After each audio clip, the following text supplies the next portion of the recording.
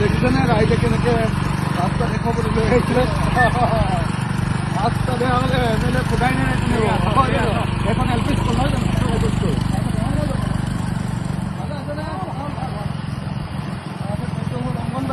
এই অংগনবাড়ী তালে গুচি গ'ল। এই মডেল অংগনবাড়ীটো যে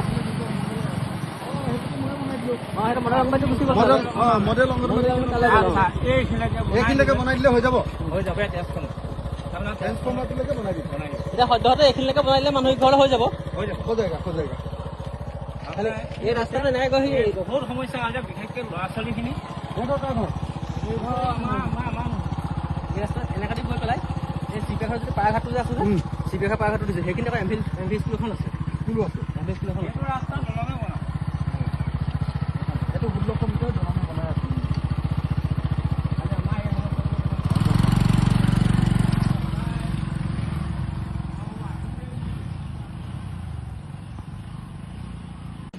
ৰাস্তাত ধৰি বোলে ৰাস্তা কিয় বনোৱা নাই বুলি লৈ আহিছে।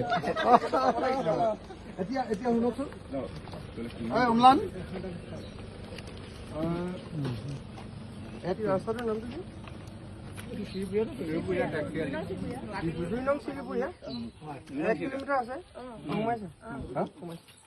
হয়নে নহয় চাই লয়, বেলেগ ৰাস্তা বুলি কৈ আকৌ।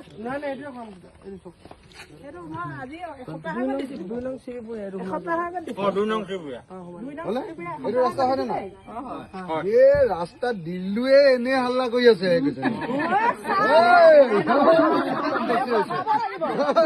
ৰাস্তা দিলো এই কেইদিনৰ ভিতৰত বনাই দিম এতিয়া। হৈ গ'ল 1 কিলোমিটাৰ। আৰু ৰাস্তা হোৱাৰ পাছত ভোজ ভাত যদি খাবলৈ নাপাওঁ আৰু কোনে কোনে কি দিব? ৰঙালাও কোনে কোনে দিব? এজনীও মতা নাই চাই চবৰ ঘৰে ঘৰে চাউল তুলিব লাগিব। এঘৰে নহয়, চবৰ ঘৰে চাউল তুলিব, ৰঙালাও আৰু হাঁহ এটা। ৰঙালাও নহয়, আপুনি কি দিব তেতিয়া?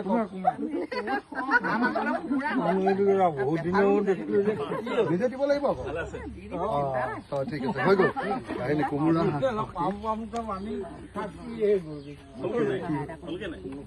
কি কৰিব লাগিব তাক? কি কৰি আছে এডমিশ্যন দিব লাগিব।